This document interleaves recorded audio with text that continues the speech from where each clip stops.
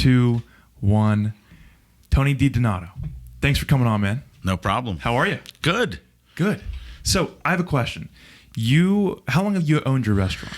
I've owned the restaurant 18 months. 18 months. This Yes. is relatively new. It is. I'm Okay. a restaurant consultant, so I've been in the business 20 years consulting with other restaurants. Okay, very cool. Is this a family thing?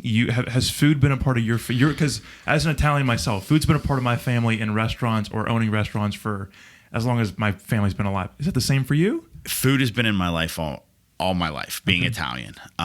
When in high school guidance counselor, they give you the aptability test, and the number one thing I wanted to be was a chef. Really? Yeah. So it took, 23 years before I bought the first restaurant, but I've always been in that industry since I've been probably 16 years old. Wow. First job I started, and I fell in love, and 41, we're here. That's awesome. What was that first job? I was a dishwasher. Okay. Yeah. At a specific restaurant? I don't even think it's there anymore. It was called the Star Grill on Bear Creek Road. They were known for great chicken wings. Sweet. And I loved it. You get there on a Friday night and everybody's buzzing around like bees and ants. And at the end of the night, it all came together, and it was exciting. Yeah. I've seen so many shows on TV that kind of give a peek into what the kitchen looks like on a rush hour night or whatever that might be. Craziness. Yeah. It seems like it's madness, dude. It's high communication. Everybody has to kick it up a gear, and it's the ultimate teamwork. If you're not a team, it doesn't work. Yeah. You know what was so interesting as I watched those shows? The level of leadership behind the scenes, like when you say communication, from the top person down, they just have to, like, everyone has their role and people just got to kind of call the shots, and it just comes together. Mm-hmm. There's 7 different people telling you to do 7 different things, and they expect it all done now. Right? Yeah. Everybody has a different issue. You have 5 servers in the front of the house. You have a manager. You have a guest that's asking for some special no dairy, no gluten allergy, and you're in the middle of feeding 50 other guests. Right. And it all has to come together in that perfect harmony. What's turnover like in your industry? If you're a good operator and you kind of pinpoint what you want as an employee, turnover can be low, less than 20%. It's the people that kind of scream and yell and let the rush, they take it out on the employees, then turnover can be 60-70%. Wow. But we've done pretty good at pinpointing what our business model looks like, what our ideal employee looks like. And then I believe you look at strengths and weaknesses. You have to know what the strength of every employee is, and you have to have another employee to counteract their weaknesses. And if you put people in this position to succeed with their strengths, you can always coach them and mentor them on their weaknesses. Sure. But put them in a situation they're comfortable and they can succeed in, you'll be all right. Man, that's so cool. So you obviously transitioned then from kind of working in a restaurant to, you said, consulting. Yes. What's consulting? Consulting's fun. We just talked about being a good leader, being a good communicator. Restaurant owners are typically poor business people.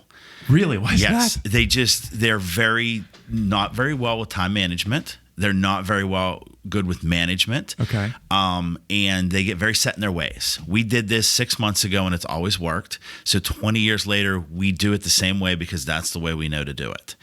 And the adaptability, just normal business sense. I've always said that, most restaurant owners couldn't run a dog grooming shop. And that's what happens. And the consulting end came in there. I started, and it just started as doing inventory for loss. Bartenders over pour.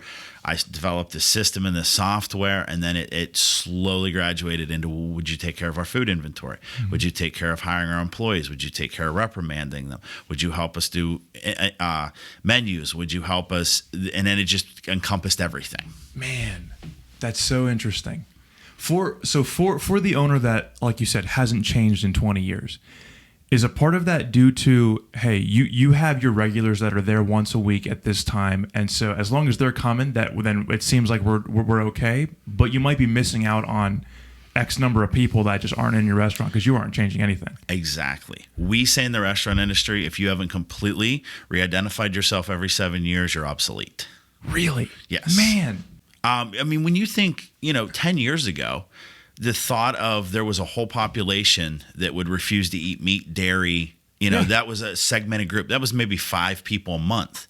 Now in our restaurant, we have one menu dedicated to that clientele, and we are one of the few restaurants that actually cater to that. Normally, people come in and say, I'm vegan. We'll throw you something together. Well, as that customer, you don't feel very wanted or like, hey, they really thought of my dietary restriction. So if you're not evolving, and most restaurants, guys, I eat meat. I'm sorry if you don't. Sure. But I'm not going to adapt. Me too. So I hear you. Yeah. But then you get to that point where you start looking at how the culture's evolved. And if you're not adapting to the culture, you're leaving customers out. And in a restaurant, I always tell people we're entertainers because we're always on view. And we're there to service the community. Yeah. So if there's a large segment of the community that doesn't want to eat meat and wants a tofu-driven menu, and you're not doing that, you're never going to generate those customers into your restaurant. Wow. And you feel like from consulting, you kind of got a lifelong crash course in all of this. You got to see the behind the scenes and then see the analytics. Consulting has set you up to own a restaurant in a great way. Yes. That's awesome. Yes. It was something I always wanted to do. They were a client that they had multiple owners, and the multiple owners couldn't come together and agree on anything. And one day I said, maybe you guys should think about going a different direction. And they said, well, we've been thinking about selling it.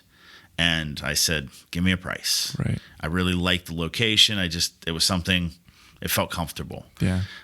So that was, I started about 8 months before the government shutdown. The government shutdown delayed it, so it took almost a year to bring it to fruition. And now we're 18 months in. We had a great first year. We had just got everything into a situation where I thought we were set up for a large year. March hit, COVID hit, and it's a whole new restaurant game. And the name of your restaurant is? Lucca Ristorante. And it's located? In Oakland, right between Carnegie Mellon University, Pitt University. Awesome. So, hey, what's the last 6 months been like for you owning a restaurant? It's been, every day is a new adaptation of what yesterday was.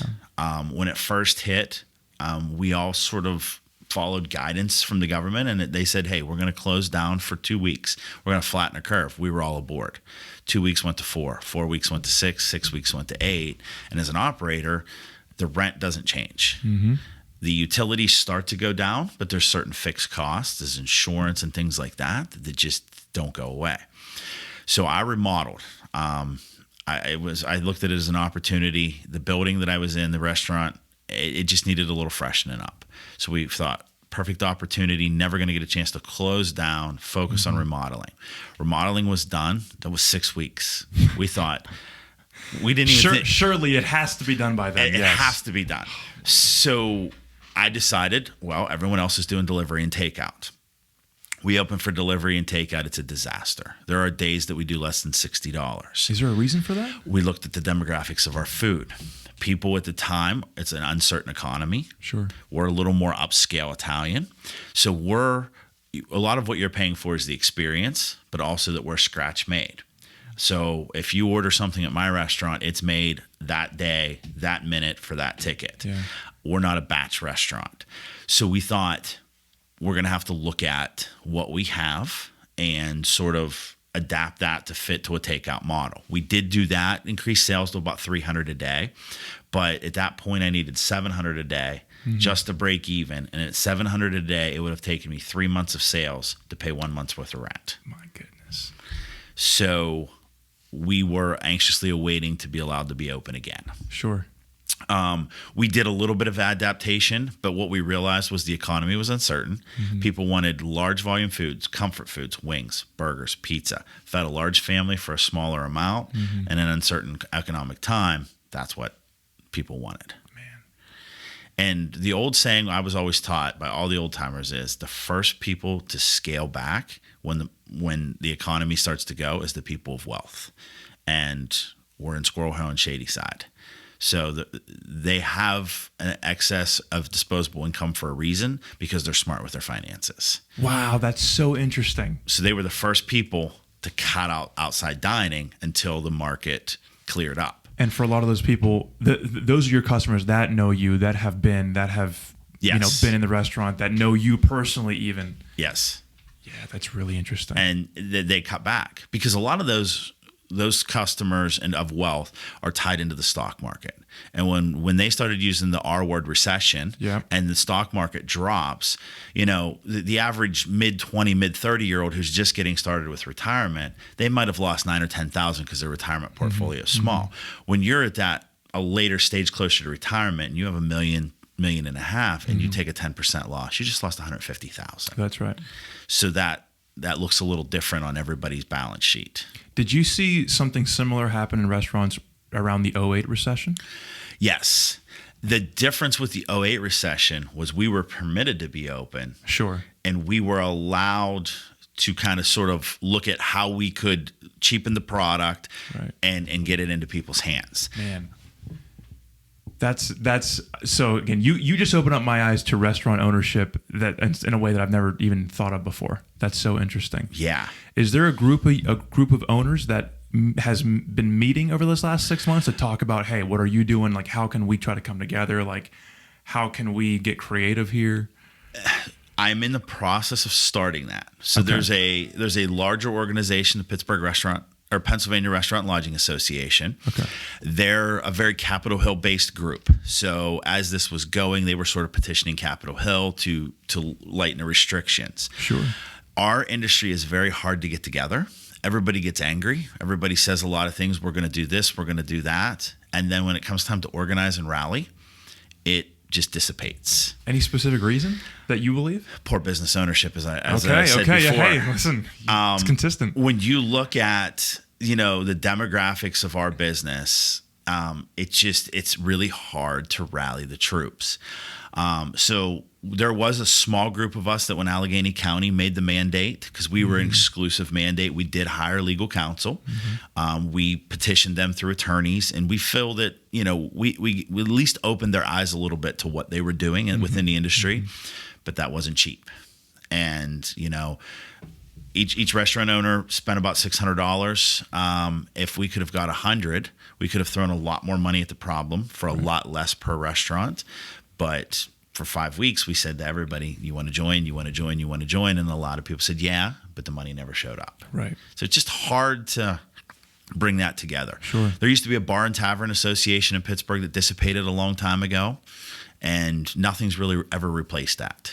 If something could come together, like what you're trying to do, if something could stick, what effect would you see that organization having on local restaurants? Like what would your vision for an organization like that be?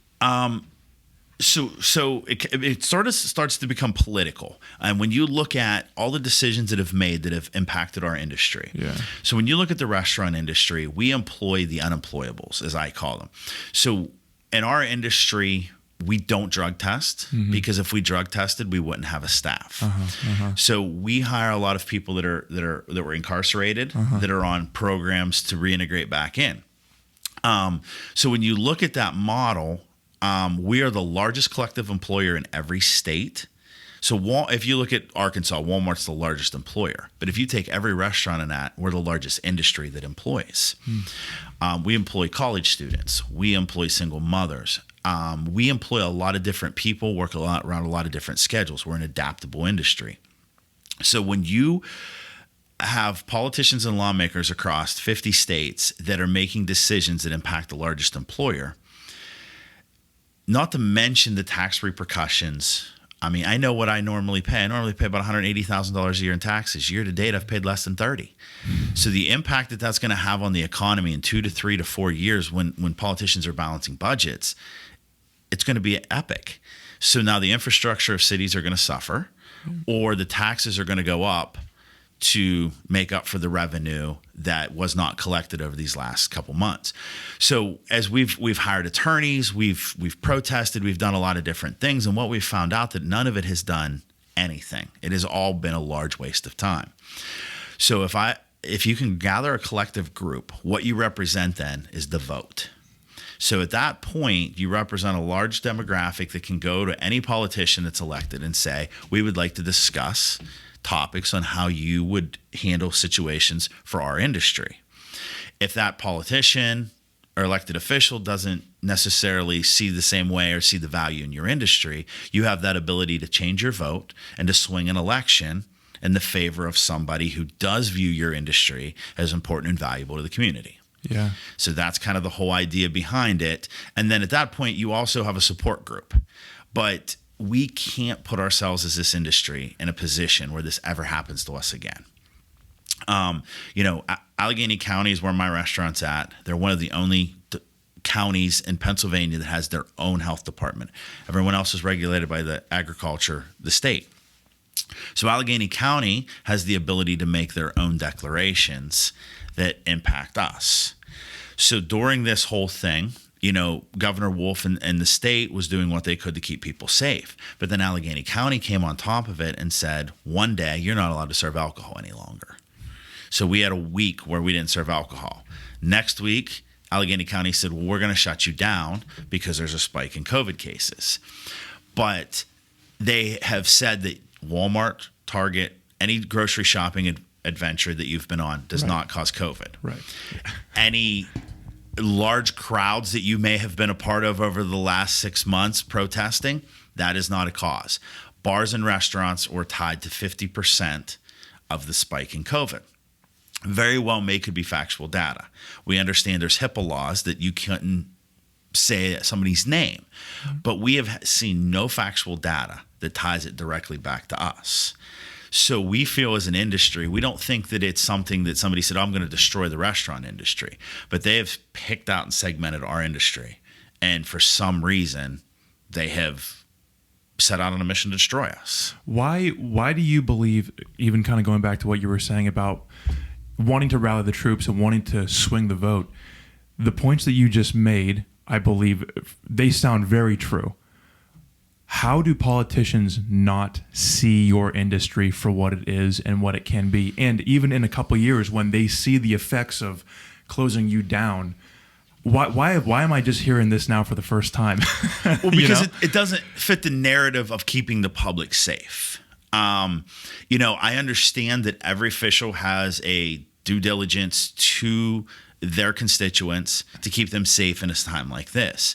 But the same time that Allegheny County started really squeezing restaurants, they opened Sandcastle and Kennywood that Friday. Right. So the Friday that you mandated me to close down, you opened a public roller coaster park. Right. And if any of us believe that after every roller coaster ride, it is completely sanitized.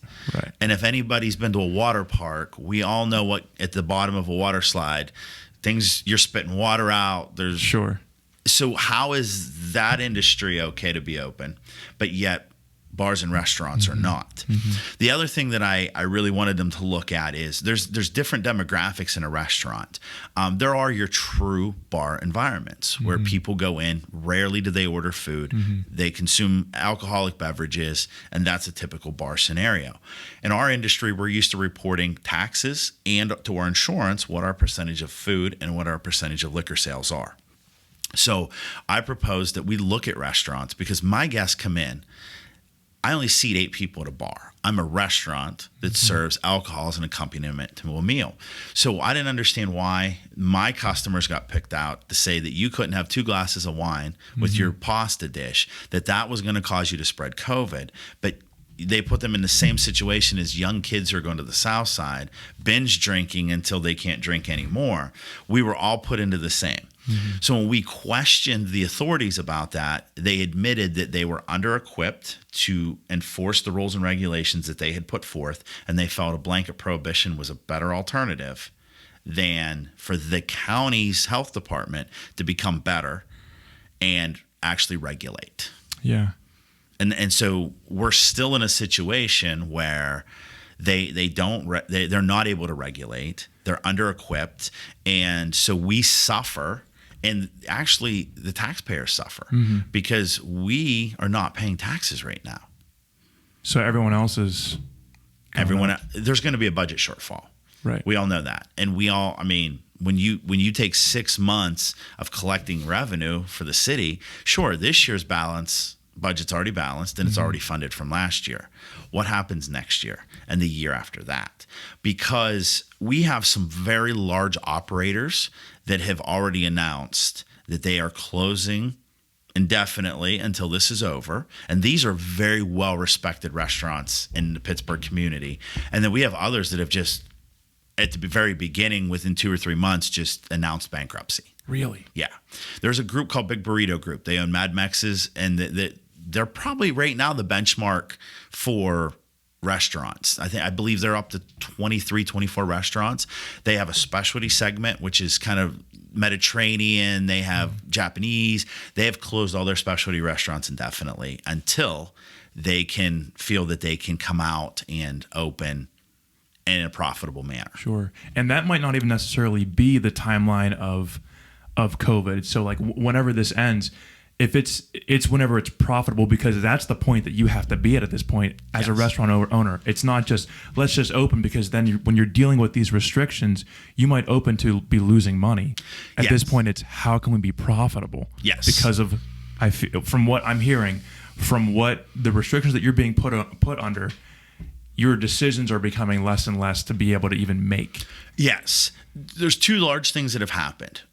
The politicians feel we're a light switch. So on Thursday at 5 o'clock, I was told that I was to close at midnight. We're a restaurant industry that has disposable produce. Produce is only good for 3 or 4 days. Right. On Thursday, when I was told that Thursday at 5 o'clock, my last day of business was going to be July, that Thursday at midnight, I just spent $1,200 on produce. You can give to the staff all you want, but when we're reduced, there's 7 of us. We can't eat that much produce. So at that point, we lost about $600 or $700 worth of produce when we reopened 7 days later. So you're already tight on cash flow. And you weren't bringing anything in that time. Well, at that time, we were allowed to be open. Well, but so like from that week or whatever, that week, there's no revenue. Nothing coming in, right? We were told that was just all loss. Yeah. So, but the big thing is they say you're allowed to be open for delivery and takeout.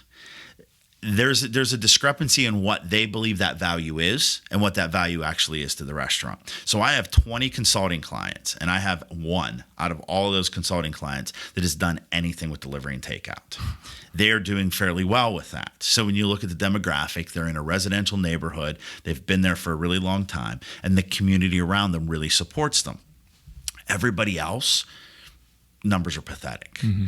So at that point, we feel an obligation to open and serve the community because people are looking for outside meal options. But then a lot of the times, at the end of the night, you do $300 in sales. People don't realize to turn the lights, the air conditioning, and the gas stove on, it's more than $300. Yeah. And how many employees did you say you had? I had 17. We're now at 6. What were those conversations like? What was kind of the vibe of your employees? What was the culture of your restaurant like from behind the scenes through all this? We had a great team. And when it happened, everybody sort of understood. I used the word furloughed versus laid off because I had every intention that this is just a short 2 or 3 week blip that we're doing it to keep the community safe. We're going to clean the restaurant. We're going to prepare. And in 3 weeks, we're going to be back, guys. And then as that turned longer and longer and longer, the business model has to change. Because right now we're allowed at 25% capacity. Mm-hmm. So we're fortunate we have an outdoor dining area. So outdoor dining is a different set of rules as indoor dining. So outdoor dining, I'm allowed 50%. So I'm allowed 18 guests on my patio. And then I have a restaurant inside that seats almost 80 in 2 separate rooms. And I'm only allowed 18 in those 2 separate rooms. So we're allowed 36 guests at a time. On a Friday and Saturday, we would normally serve 120 to 140 guests. And now 50, 55 is where you're at. Unfortunately, the rent doesn't reduce. I still have to turn the air conditioning on in this summer and cool it. So it's almost the same amount of money as if I have 10 guests or 100 guests. The stoves are on. So once the stoves are on and the ovens are on, they pretty much use the same amount of gas. Workers' comp insurance, liability insurance, all of that is the same fixed cost. So the break even is about $17,000 with no employees, not buying any food. That's just fixed costs to keep the restaurant running. Mm-hmm. So coming out of COVID, I'd already spent close to $58,000 just to keep the doors open with no revenue. June 4th, they allow us to open. We had a very good plan. We had training. We come out. We had a great month in June. June, we lost 4 days. We almost did pre-COVID revenue. And we thought we're up and running again. We'd put some money in the bank. Everything was good. Beginning of July comes, July 4th. Well, it was July 3rd, the edict came through. You're closed for a week. So everything that we had done well in June to help get us back on track was completely erased by a 7-day closure. Before that, at the end of June, they made the edict you couldn't serve alcohol. So I lose, which is for me, 25% of my sales. Mm-hmm. So you already have me at 50%. You took 25%, so I'm down to like 33%. You close me for another week.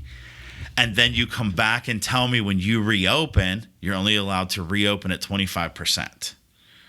So I don't know many business models that is able to sustain a 6-month closure / 25% capacity business model and expect on the other end to make it. It's tough. So the government did offer 2 different programs. They offered a PPP, which is a paycheck protection program. Right. In the very beginning, they were very poor at communicating what it was going to be and how it was going to be. So the original edict was it's going to be 8 weeks. You have to use 70%, or it was actually at the time 75% for payroll. Well, if I'm mandated to be closed, why would I take a loan that, in quotation marks, may be forgiven? Uh-huh. There was no criteria for forgiveness at the point. So you're being asked to take, we qualified for $122,000. So you're asking me to take a $122,000 obligation, in quotation marks, that may be forgiven. Mm-hmm. You will be giving criteria at a later date and time to take your employees and pay them instead of leaving them on unemployment. Now, I did a Breitbart News interview, and I alluded exactly to that. I'm literally taking the obligation of the government and putting it on myself. So I had a lot of customers, my consulting clients, that took the 8-week PPP loan, used it all in the first 8 weeks, and then the government comes out and says, oh, no, you have till December of this year to use it, but you can only get the loan one time. Right. So the loan's depleted, and now so I decided at that point that loan, or grant as they called it, was mm-hmm. just not something that I wanted to explore. Sure. So we did take a EIDL loan, which is an economic impact disaster loan, which is it is furloughed for the first year, but it is a traditional loan. So I owe that money back in a payment. So you look at, you're just getting, but you need some sort of security. Because revenue is spotty. You're open a week, you're closed a week. So you need some sort of something so you can sleep at night, mm-hmm. and you can honestly look your employees in the eye and tell them it's going to be okay. Even though deep down inside, sure. you're not sure it's going to be okay. Sure. But you, as the leader, you have to communicate, guys, we're going to be okay. Correct. Keep calm. We'll make it through this. Mm-hmm. So I took that loan. We've been fortunate to only have to use about 8,000 of it. So we have it sitting there, but it is still an obligation that my restaurant and it is going to have until it's paid back. Right. So it wasn't like we received anything free. As all we did is we took out a loan, and that loan is going to need to be paid back. So I basically had to finance my lost revenue to stay in business. Mm-hmm. It's been so interesting. Even when I look at school plan reopenings, mm-hmm. there's always a disclaimer at the bottom saying this could basically change anytime, nothing's guaranteed, we're still unsure of what to do. It seems like from the government dealing with small businesses, there's kind of a similar narrative. It's like, hey, you might have to pay this back, this might be forgiven, could not, so plan accordingly, but you're not even really sure what to be planning for. Exactly. They told us there would be strict criteria that we would have to provide them for every dollar spent. But at the time that you were signing and accepting the loan, that criteria was not available. Mm-hmm. Mm-hmm. So you want me to take an obligation that I do not know the rules of the game. Sure. And it's just not something. Some people, as a lifeline, absolutely, we have to take it. Sure. But I'm a little more critical of thinking, and I thought, well, when more stipulation and more guidelines come out, mm-hmm. we'll decide if it's the best move for us. And Tony, like you said at the beginning of the podcast, with so many restaurant owners that might not understand, they're not great business owners, right? Mm-hmm. So when they are kind of lost when it comes to understanding so much of what's going on now from a business perspective, I I'm just okay. So hearing you, I feel like you're opening up my eyes to a lot of the realities that just aren't being talked about in any form of the media. But this is a major industry that so many people are just at a loss at, and it's not being discussed. Oh no, I mean, we're projected to lose 33% of the restaurants in America due to this. And so okay, so many Americans, so many people from this county in Butler, I'm sure with Allegheny, restaurants are a huge part of their life. Going out to a restaurant weekly is a huge part of their life. And it's just not, and it's providing so many jobs. Like you said, single moms, people that might not have anywhere else to go. You're willing to open up your doors and help them. Mm-hmm. They're not able to work. Like the effects that the restaurant industry are going to have on this economy in the next coming years are just going to be huge. It's huge, man. Public assistance is going to go through the roof. Yeah. And that's because we're able to employ certain people. Certain corporations have certain guidelines. Mm-hmm. You have this on a record, we can't hire you. Mm-hmm. In our industry, we look at everybody as a second chance. We kind of look at ourselves as a misfit crew, as long as has it always been like that in the restaurant industry? Been, yes. Is there any particular reason to that? I just think it's the industry that it's not an easy job. Mm-hmm. You get burnt ovens. It's 100 degrees outside and the dish room's 115. It's a really fast paced job. So if you have the skill set to have a good attitude and do that, we welcome anybody into that. Sure. And we're sort of like a family of misfits in a sense, like, if you were to lose, you were an engineer and you were to lose your job, we would accept you in the restaurant industry. Are you willing to show up? Mm-hmm. Are you willing to work hard? Okay. We don't care if you're an engineer, what background you came from. Mm-hmm. We come together as a collective and we serve the public. And that's the one thing that's been, as you look like all through the years, last 20, 30 years, there's been a drug and alcohol problem in our industry like crazy. But even as a restaurant industry, as owners, we've looked at it like, okay, we're going to help clean this up. We're going to help to fix some of the issues that our industry, because, we look at a lot of the times we're done at 11, 12, 1 o'clock in the morning on the weekends. Well, if you worked a 9 to 5 job, you're going to come home, you're going to do whatever you do, and you're going to wind down. Mm-hmm. Well, our industry, we want to do the same thing, but it's at 1 o'clock in the morning. So what is there to do at 1 o'clock in the morning? I'm sure your adrenaline might still be going too from a rush of serving meals for 5 hours. Absolutely. So then by the time we clean up, it's 11:30 in a normal restaurant. You're wired, you're amped, your adrenaline, and you have that normal wind down period that anybody else would have. Maybe you come home and play with your kids, but unfortunately my kids are sleeping. I want to do something, and the only thing that's open at that time of the night is the bar. Right. So everybody leaves the restaurant, goes to the bar, they drink till 2 in the morning, they go, they sleep, they come back in, and they do it again. So just by the nature of our hours, a lot of them have developed alcohol issues. Mm-hmm. So as a industry, we've looked at that and said, hey, how can we help that? What can we do to make it bring awareness to that? So we're just, we're a true family in that sense. I can't tell you how many people that has left the restaurant on bad terms, whether they just didn't show up or whatever, come back to me a month later, said, hey, I made a mistake. I really want to come back. Come on back. And they'll do it to you again. Right. But you just understand that the people that are willing to do the job. Sure. It's equivalent to probably digging a ditch. It's not a fun job. It's dirty. It's hot. It's not sexy. Like it's not glamorous. Yeah. And there's a very small segment that's willing to do that. But it also takes an admirable skill set to be able to, to pull all that together. Mm-hmm. And that's the same thing. Like my day today will look like at 2 o'clock, I'll show up to the restaurant. We'll prep for 4 hours to get ready for 6 o'clock. At 6 o'clock, everybody's going to rush in. From 6 to 8:30, we're going to make all of our money. Mm-hmm. And then we're going to, from 8:30 to 10:30, we're going to clean up the mess. And then we're going to come in and do it all over again tomorrow. Mm-hmm. And that's what our day looks like. That we call it being in the weeds. Mm-hmm. And, everybody eats dinner between 6 and 8:30. Right. No matter how much you try to get them to spread that out, though, 6 to 8:30. Mm-hmm. So we're going to serve 50, 60 guests between 6 and 8:30. Right. And that's a rush. Is there something too about food that brings your staff together? Because obviously, so again, you and I are both Italian. Food's been a big part of our lives. Food brought my family together, every Sunday. Didn't matter if you didn't see each other during the week. You're seeing each other on Sunday. Food brings you together. Does it do the same for the staff? Like you talk about it, you become a family. Is it because you're centered around food? I think it's just because we acknowledge that there's a lot of spare parts that are put together to run a restaurant. Yeah. But when we put those spare parts together, we run like a well-oiled machine.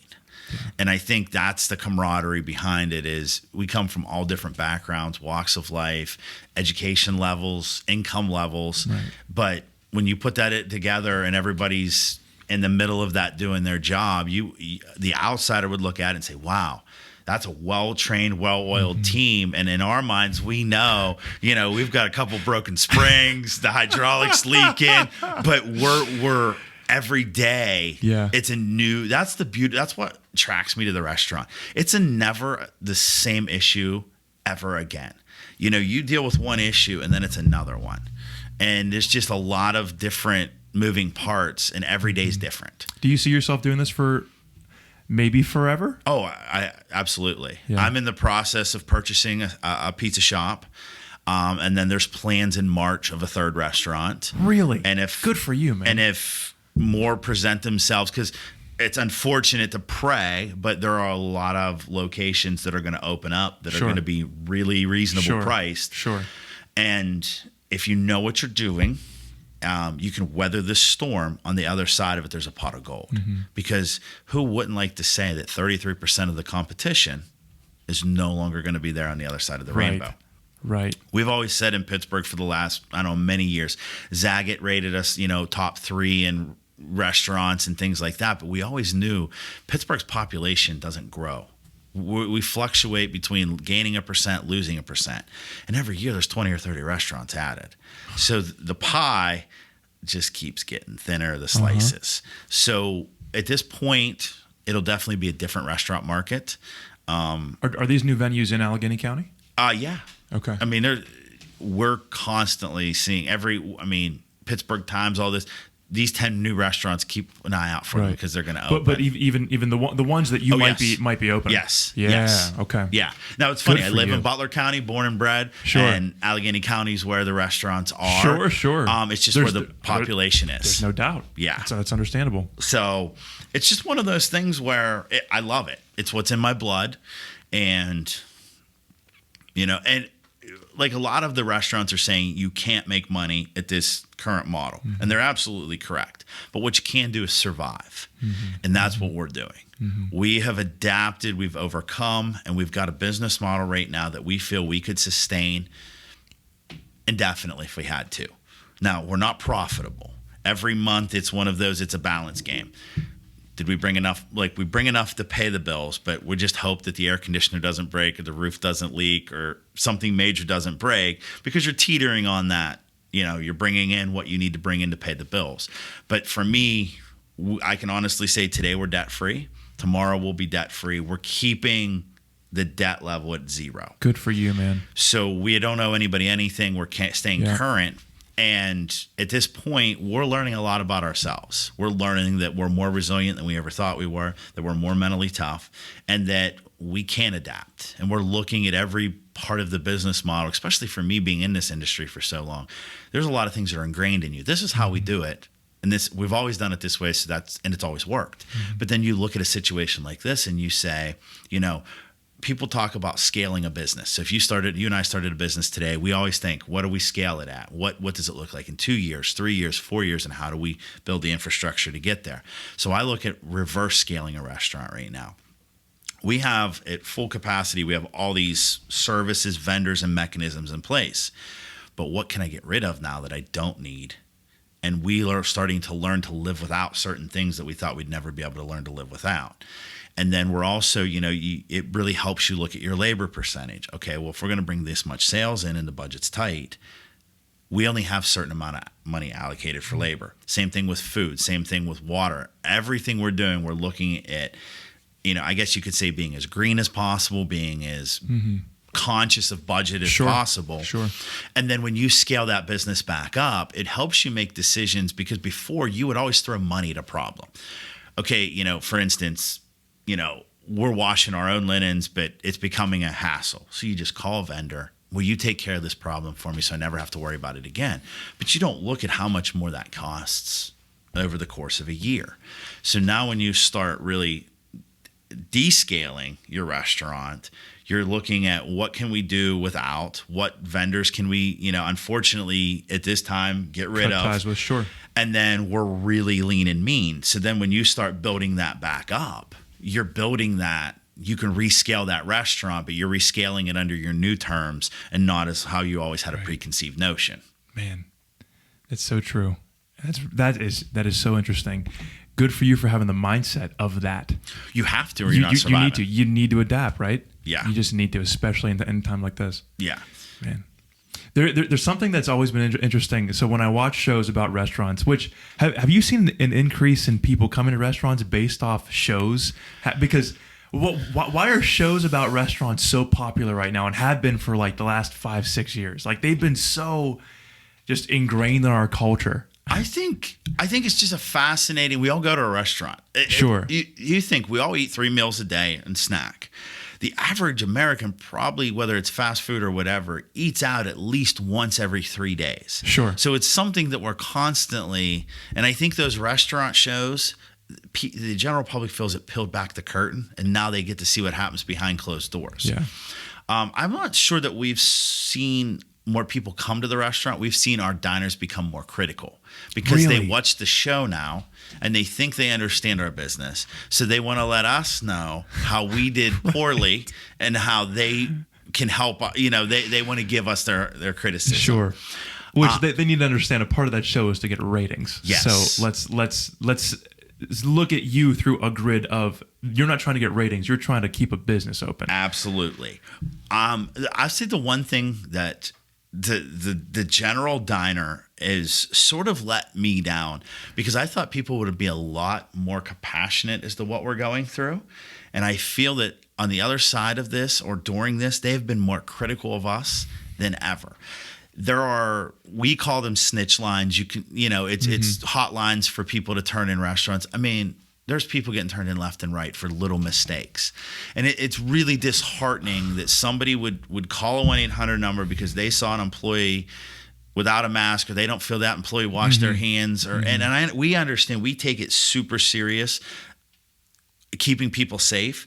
And what the general public doesn't know is we've been under, like when everybody said, how are you going to adapt to these conditions?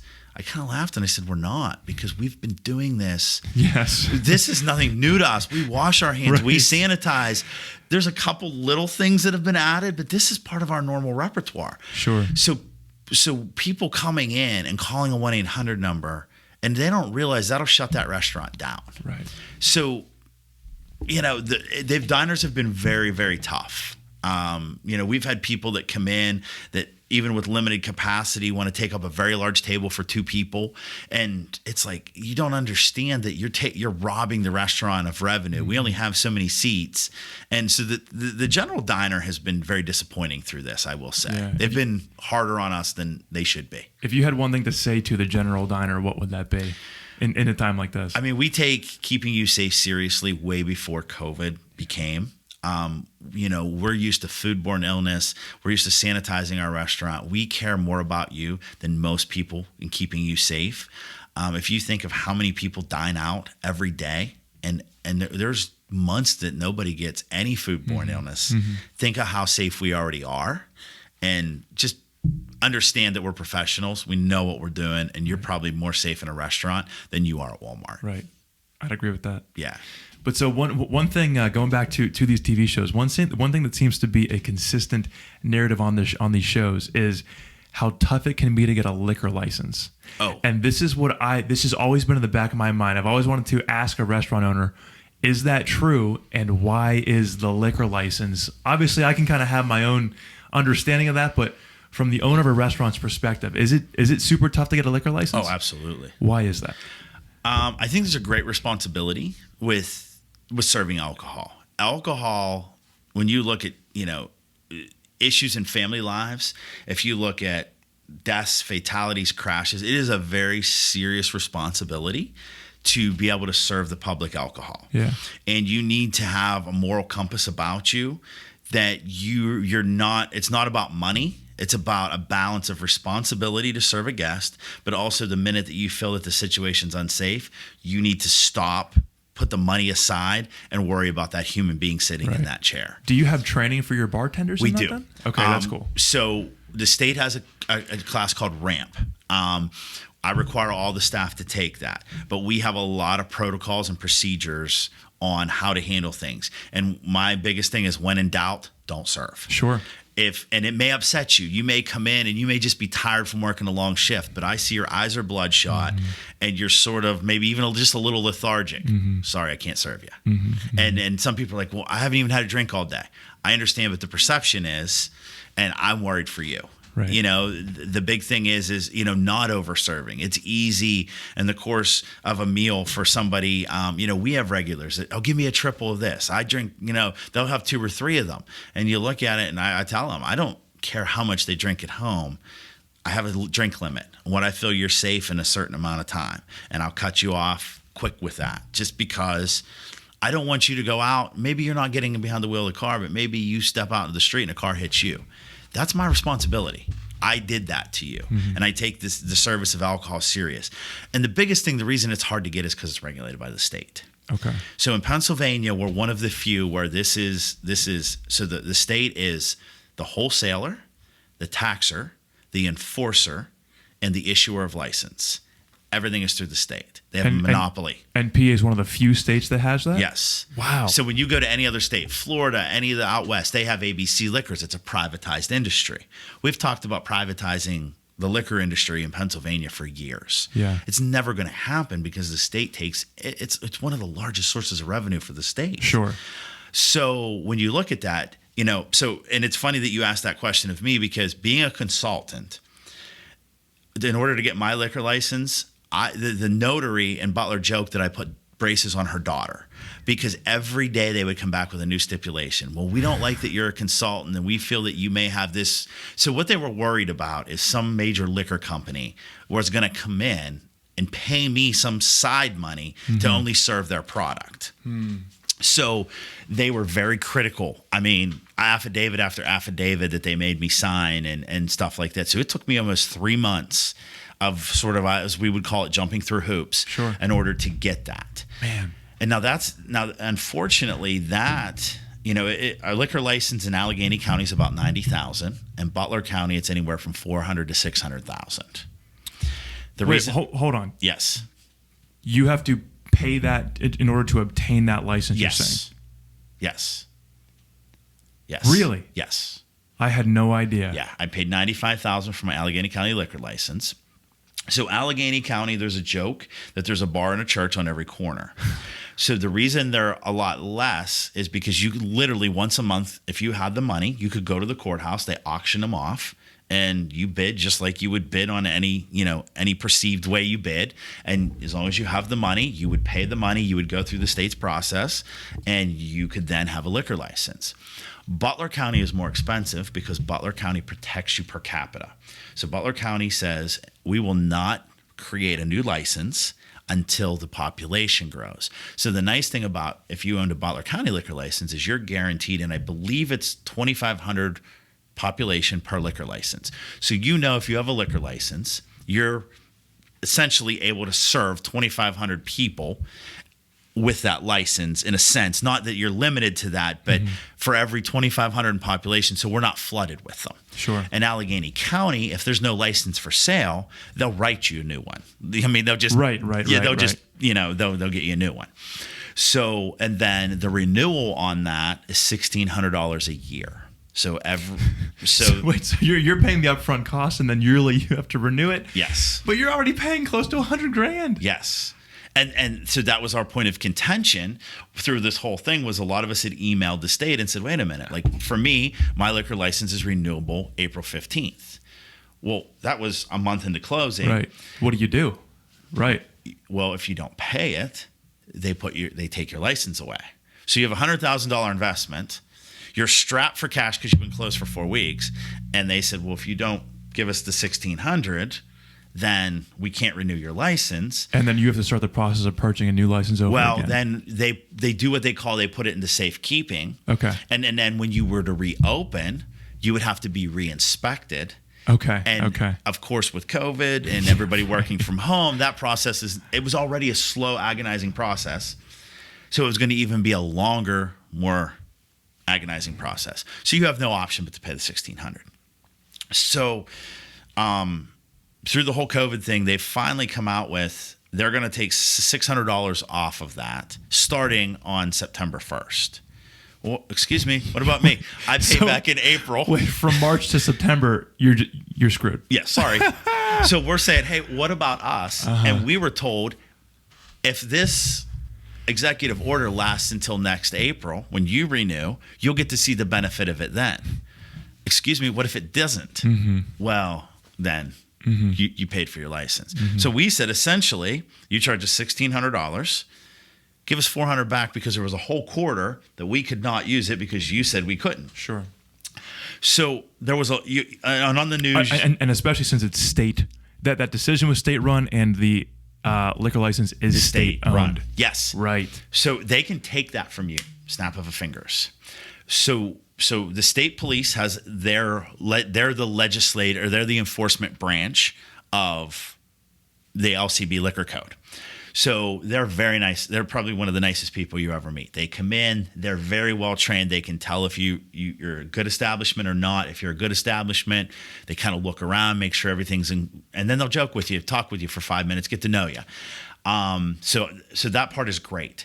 So through the whole COVID, you saw a lot of people that said, "Hey, we're mandated to close, but we're going to open." As a liquor license owner, you couldn't do that because you were told, you get caught, we'll take your $100,000 liquor license, you may never get it back. So they literally regulated and enforced your ability to make a living. Right. At that point, you're not allowed.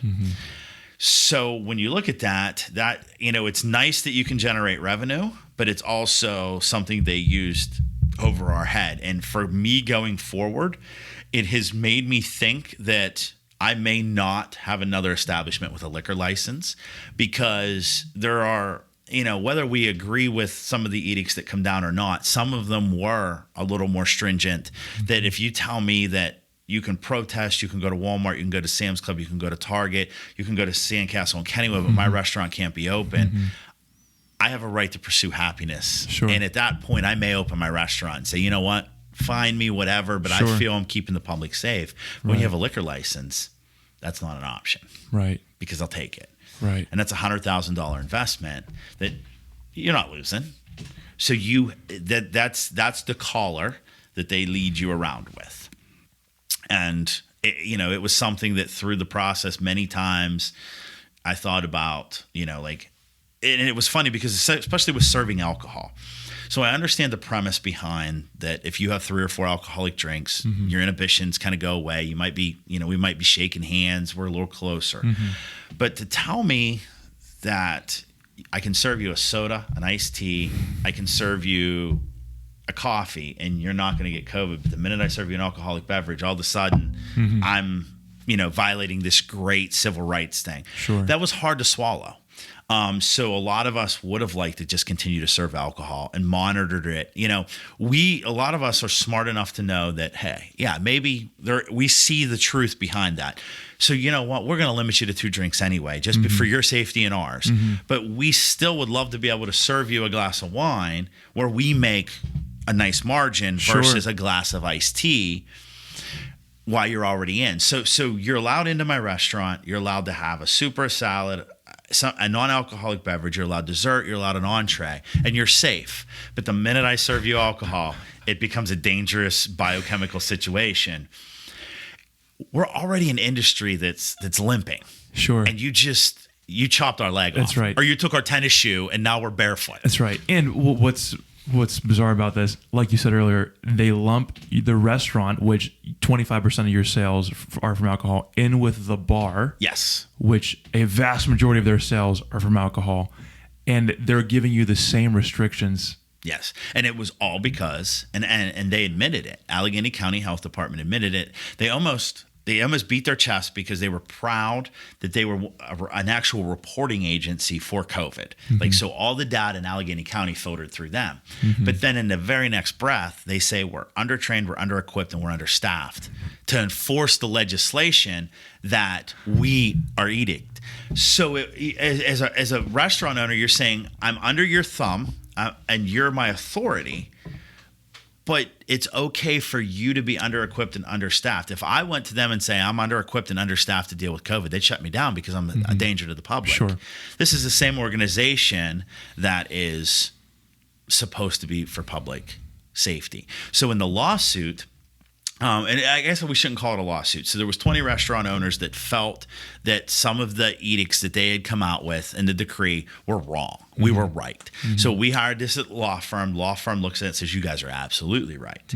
So we can kind of go after them on these certain things because what they were doing is they enacted or they stood on the ground of an act from 1955, which was the Disease Prevention Act that was written specifically for venereal disease outbreak. So we're already on legislation that's 55, 60 years old. Then when you read it, there was a provision, I think in the 60s for typhoid fever, and then they retracted it because typhoid fever went away. So in the very last, it was like a 7-page document. In the very last, it said, this is what the stipulations are if you get caught violating this law, which was a $25 to $300 fine for the first offense. But Allegheny County come out and said that they would shut me down for 7 days for the first offense.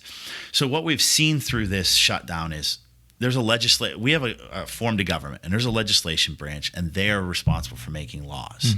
We've seen every local agency make laws on the fly. But that's not how the process works. So you're saying that this 1955 Disease and Prevention Act is what enables you to make the decree that you made, but yet you're not following the whole act and the punishment for it. You're making up your own punishment. Right. So the attorneys kind of brought this to their attention. They kind of realized that yes. And the other thing is in the Pennsylvania Liquor Control Code, it says that the state is the presiding authority and the only authority allowed to enforce liquor code. But yet the county is making an edict that goes against the state because the state is for everybody. They are who enforces liquor license in PA. But Allegheny County at the time, we were the only ones that weren't allowed to serve alcohol. So our attorneys bring this to their attention. They agree. And then the county sort of turns it and takes our attorneys that we paid for and uses them for pro bono work for the county. They said, well, you come up with a proposition that it works for everybody. You sort of write the rules of how we'll enforce it. And then if we like it, we'll enact it. So our attorneys, we kind of grew tired of that. We saw kind of through that. So we said to our attorneys, we really want to just pursue a lawsuit. We just want to set a precedent. Roe versus Wade set a precedent. We don't think it's going to be that epic, but we want to set a precedent. Our attorneys advised us, that's fine, and we'll win the case for you. Right. But what will happen is we'll win that case, and the very minute we win that case, the governor will just issue an edict that counteracts what we just won. So essentially, you're just throwing your money down the drain. So at that point, you kind of just hang your head and you're like, your hands are tied, man. We're in a ride. We don't know when the ride is over. So you have to adapt, overcome, and do the best you can. Sure. And unfortunately, there's going to be a lot of people that fall by the wayside.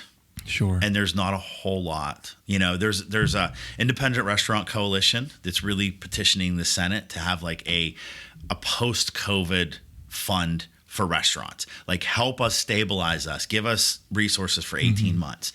I think that's being loosely considered with the new stimulus package. But then, that's another thing that's kind of disheartening is because we know that the break for the Senate is coming up. We have two different sides that have made this political. One side wants this radical, the other side doesn't. And we still have people that are unemployed. I know that I have 17 employees. I always take pride that I feed 17 families out of that restaurant. It's a big weight as a restaurant owner. Sure. But through this whole time, I never worried about my staff because I knew they were being taken care of on the unemployment. The issue is, as of last Friday, they lost the federal stimulus money. That's right. You'll see some people say the federal stimulus money, they're making more than they did and working. And you're absolutely correct. I had part-time staff that with that $600 bonus was making more money than they ever made. But that also, I don't have a job for them to come back to right now. So these are people that I feel bad because I'm their employer. And if it was normal times, I would have them employed. But at 25% capacity, I only need 25% of my staff. Sure. And I don't have an answer for them. And I haven't been provided an answer of when we're going to go to 50. Right. Or if we're ever going to 50. Right. We keep hearing the word new normal.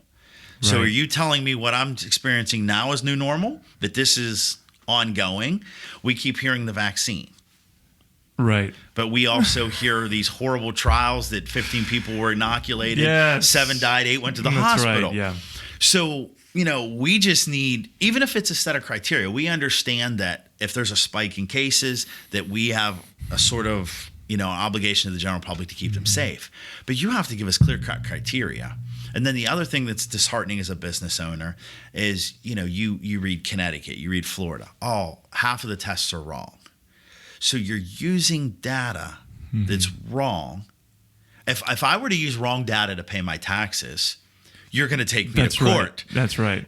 You're using wrong data to keep me closed. That's right. And I'm supposed to sit here and say, okay. Right. And again, you feel the responsibility of 17 families. Yes. Their spouses, their children. Yes. And you're trying to reconcile that in your own heart of like because you want to care for them. You feel like you're not even being given a chance to understand how to care for them properly. I can't, and that's it. Early in this, we were part of a Reopen PA movement, and we went to Harrisburg to let them know how we felt. Breitbart News was there, and I did an interview early on with them, and I said, the decisions I make, and it was based on the PPP loan and thing, and I said, the decisions I make now are decisions that are going to carry my restaurant for 10 or 12 years. So I can't take a bunch of loans and take on debt. Because eventually I'm going to have to pay those back. That's right. I knew what my restaurant debt could service pre-COVID. And I have to assume that at some point, I'm a good business owner, I'll get us back to pre-COVID numbers. But I don't have a clear parameters of when I get to go on to that.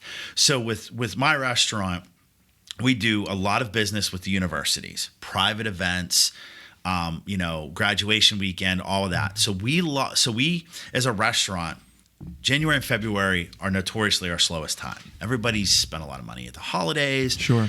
It's just a weird time. It's really cold. So Valentine's Day is our one little glimmer of hope in there. And then, we're already on 60%. And then usually March, April, May, things start ticking up. So we lost Easter, Mother's Day, graduation season. Graduation season for sure. Oh my goodness, I couldn't imagine. I couldn't imagine. Because we have Carnegie Mellon, we have Pitt, we have Central Catholic, and we have Oakland Catholic, all within a stone's throw of my restaurant. CMU and Pitt graduation weekends worth $24,000 each weekend just from parents bringing them. Easter's $10,000. Mother's Day is $10,000. Right before the Friday before the closure, we have a really good relationship with Phipps Conservatory. They do a lot of weddings. We inherently get a lot of rehearsal dinners. Phipps and I, over the last couple months, have really come together. Like, hey, we can partner. We had lunch with their organizers. We had this clear-cut plan of how we were going to work together. Probably $150,000, $200,000 worth of increased business. We were signed up on Easy Cater. Easy Cater is a mechanism for a lot of out-of-town business. Maybe you're out of town from Colorado and you're visiting a vendor and you want to take them food for lunch. You go onto that app, you find me, I provide the food. So our restaurant was a $980,000 restaurant, first year ownership. We were on pace to do about 1.3 to 1.4. If we're lucky, by the end of the year, we'll do $500,000. Yeah. So we lost 50% of our revenue. And if you really take the growth that I had planned, and it was viable growth, we lost close to $1 million this year in revenue.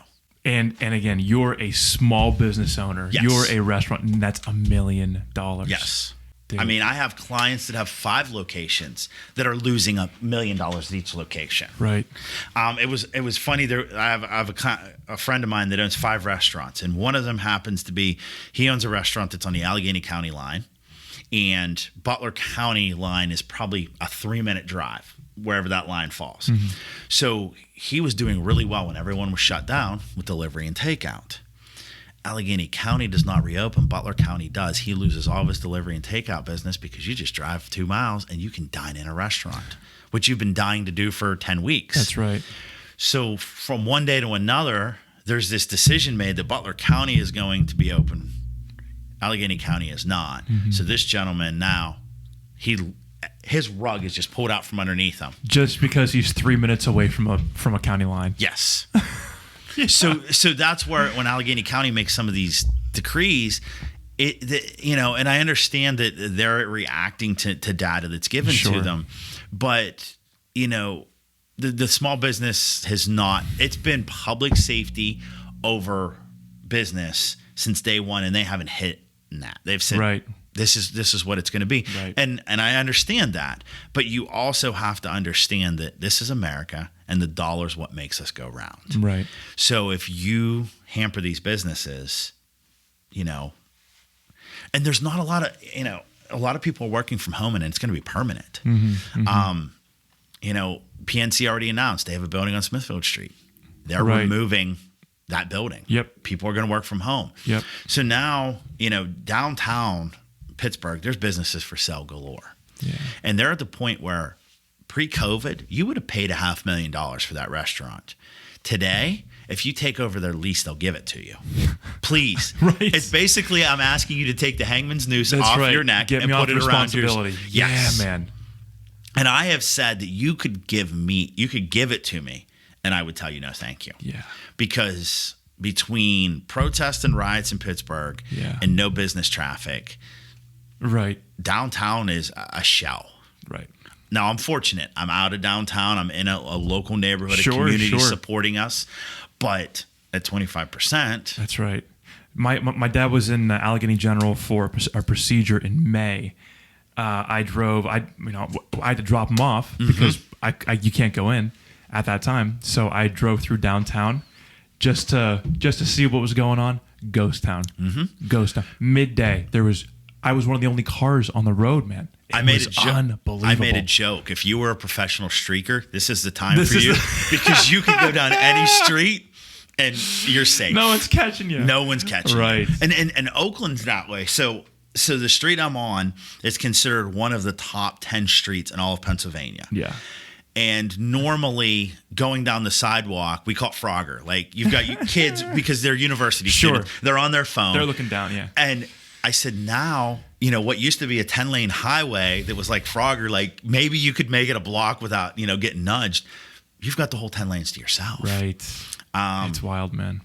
And we're anticipating August 12th is supposed to be moving for students. What does that look like? That's right. Does that bring professors back? Does that bring, we're a business that does very good lunch. Pittsburgh Department of Education, with all the universities, we usually have a really good lunch traffic. We have not been open for lunch because there is no traffic. Sure. And we're anxiously waiting to see what the streets look like. Sure. Does it come back? Right. When does it come back? We'll see. I feel bad for people in the wedding industry. I've had people reschedule 7 Numerous times. Oh, my word. And at this point, we're to the point where they'll ask me, what can we do? We don't want to delay our wedding. Yeah. We went from 350, we're down to 28. We have a wedding on a Sunday. Right. They're at the point where they're like, you know what? We love each other. We want to get married. We're going to give the dream of the gown. It's already purchased. The DJs are already and all that. They're going to give deposits back, but we just want to get married. Right. So they're going to get married on the patio. And then it's tough because you have to tell them, I have regulations. I'm allowed 36 guests. Pick your favorite 36 people. Right. You're going to have to take a lot of people off. Yes. That's just how it is. We've had wedding rehearsals. We're doing everything we can to facilitate that. Yeah. Now we're starting to see more rehearsal dinners booked for August and September. Good. And what we're seeing is people are just saying, you know what, we'll just get married in a field. Right. And then we'll have some sort of a formal, we'll do as much formal as we can. Sure. And I feel bad for the wedding venues then, because at this point, like I believe Phipps, they're a botanical garden. Right. They're as outside inside as you can get. I don't understand why they can't, why the regulations are such that they can't marry people. Sure. Well, dude, listen, I cannot thank you enough for your vulnerability. And just for being honest, again, you opened up my eyes to a lot of the realities that people in your industry are dealing with that I believe just aren't really being discussed. I cannot thank you enough for coming in and making those realities known. Not a problem. They were needed to be known. We're well over an hour here, so that was a quick hour. Yeah. Listen, I feel like we just scratched the surface too, so we'll have to have you back in at some point. Tell the people, where can they find you? Where can they find your restaurant? We're 317 South Craig Street, Oakland, PA. www.luccaristorante.com. We're committed to keeping people safe and bringing you back to a sense of normalcy that your people are desperate for. Yeah. Awesome, man. Thank you again. Appreciate it. No problem.